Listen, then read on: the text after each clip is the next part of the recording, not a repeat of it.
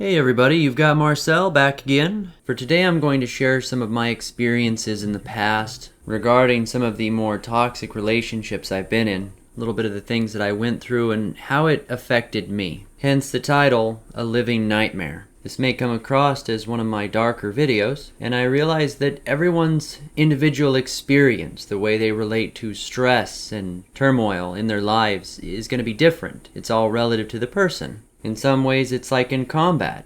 Some people will duck and cover the minute they hear a loud sound, and others will jump up and try to fight. We all have a very different response to stress. A big part of this video is going to be discussing the options a man has when presented with a horrifyingly toxic relationship, and the way that men cope with that kind of situation. I can only speak from my perspective, of course, though it may be possible someone out there is experiencing a very similar thing right now, and it may give them a new outlook on how they can proceed forward, or what to expect from their situation. When I look back on some of the worst years of my life, I can honestly say they all involved women in one way or another. Now, I'm sure there are those of you out there who are going to hear that and think that it's pathetic, but honestly, I've been through combat. I've traveled the world. I've seen many horrific things, but none of them affected me in the same way than some of the people that were supposed to be my partner.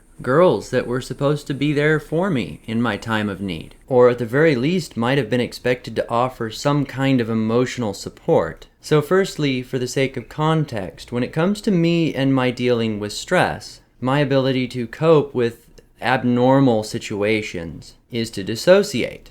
I feel like it's no longer me living through that situation, and I'm kind of above myself, just witnessing what is going on. Now, I don't know how many of you have ever been through something really terrifying, but for me, the best way I can describe it is it fell down to training and muscle memory. I felt like, and it was just my mindset, since it wasn't me experiencing what was happening, I could act accordingly and perhaps not have the same level of fear. Almost when you're playing a video game and you don't worry so much about rushing the character in. Yeah, you have a vested interest in the character. You don't want them to die because of the repercussions involved, but not for fear of loss of actual life. The player doesn't die when the character does, and in my mind at the time, nor would I die if my person did. Well, obviously I really would have, but it was a sense of self-preservation, a way to psychologically cope. Perhaps there would have been a better way, it's just the way my mind worked at the time. Combat for me was not as difficult as I expected it to be. I didn't see as much as a lot of my comrades. I was very lucky. I made it back, but I did see enough to know how I would react. Things like that, traumatic experiences, if you take the time to mentally prepare for them, to set up scenarios in your mind of how you will respond, and you repeat them enough, if you are fortunate to think of things that actually do occur, or cover enough similar scenarios that you have a mental pathway of what to do during that occurrence, your chances of surviving or even behaving the way that you want go up dramatically. That's why people do rehearsals for things, so they have an expectation of how they're going to behave, and you can do that in your own mind. Combat has a very rational component. There's parts of it that you can expect from the enemy, from the opposition, however you want to look at it. So what am I getting with all of this? When someone you trust, someone that you expect to act a certain way that's close to you, behaves irrationally, there is no way to prepare yourself mentally for something like that. When they betray you, when they go against your expectations, what kind of pathways are built? Who mentally rehearses for a breakup, for having your wife or partner cheat on you, for finding all of the money that you've worked for several years suddenly gone? And then what limitations are imposed on the average male in that kind of circumstance? Perhaps after years of experiencing it, a guy might have something he can do. If the last 10 girlfriends cheated and lied, he'll know what to expect. But how does that affect his ability to bond properly or even make a good connection with anyone in the future? By then, is he really even getting with the women for the same reason that he was in the first place? Guys can tolerate a lot, but those first few relationships do set the groundwork of what to expect, and they have the biggest effect on his abilities later on. So to relate this all back to my past experiences, and I encourage you to take an open mind with this, I suffered through romantic and emotional abuse, several years of it at a time. It feels strange, almost cringeworthy saying that, but it's the only way that I can describe it. The same behaviors, and we all know this already, but the same behaviors being pointed towards a woman would land a guy in jail in a heartbeat. Society, however, expects a man to endure.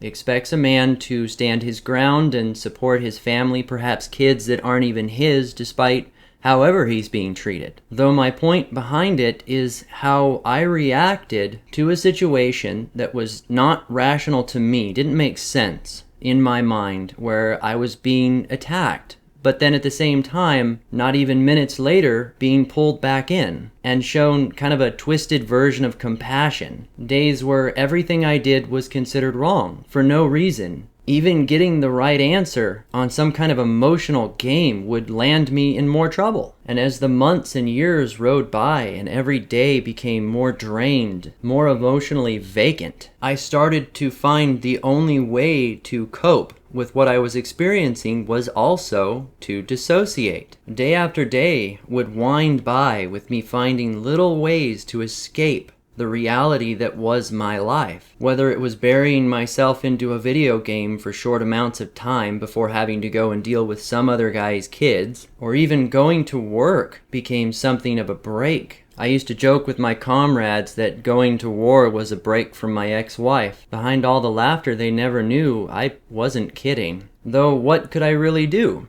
You can't fight or flight in those kind of situations. Maybe you could run, but then there's socially expected behaviors. There's repercussions for running from a relationship like that. You can't confront the woman directly. You certainly can't raise a hand to her. So what mental pathways can I build? What could I do? Eventually, with time, the light glazed over in my eyes, and I started feeling like the world that I was living in was something more of a dream. Days and weeks blurred together. My memory faded. Now, I don't say any of this for sympathy. I actually consider myself really mentally powerful. I feel ashamed about the way I responded to years of having someone treat me that way. And what's interesting is that it was very sneaky. As far as abuse goes, a very gradual process. You don't ever really see it coming. Any man on a good day could tolerate that kind of behavior from someone, even while having their hands metaphorically tied. Though in the longer experience, it almost feels like I was drawn in with the opportunity for love, but quickly realized that I was trapped, tricked, even captured. If any of you have ever studied into the theories behind Stockholm Syndrome, it's where people that are victims of capture and possibly hostage situations start to relate to their captors despite the irrational nature of that behavior, possibly even to romantic levels. But what powerful, normal man would stick around in such a toxic relationship, a situation even, long enough for that kind of feeling to arise? You consider the combination of society forcing men not to react to women in any way negatively, pinning them down in their relationships under threat of losing most of what they own, access to their children and social circles. Does the average man have a choice not to wear those shackles if they want to maintain their quality of life the way it is? Everyone has a breaking point. Eventually, my life became, the quality parts of it were the opportunities I had to escape from the reality that was my home. How many men work hard, dread going home to their own families? And I use the term family referring to what they've built with the woman, not their actual family, not their blood relatives. They long for the opportunities to get out and away from it. What kind of living is that? How many men are forced with having that reality shattered despite its toxic nature from the beginning, and have no means to cope with the situation? Had something that popped up the other day. One of my family members came up to me and said that a friend, a colleague that they worked with years ago, took their own life. It was a male. I looked at this family member without hesitation and said, "Oh, did they have problems in their relationship?" Were they married? And I got a yes to both questions, and I was not surprised at all. I'm almost disappointed. I was hoping it would have been something else, but it gets really repetitive seeing the same scenarios play out again and again. So many people out there that don't get help, don't have access to any resources, any way to survive a situation like that. The only reason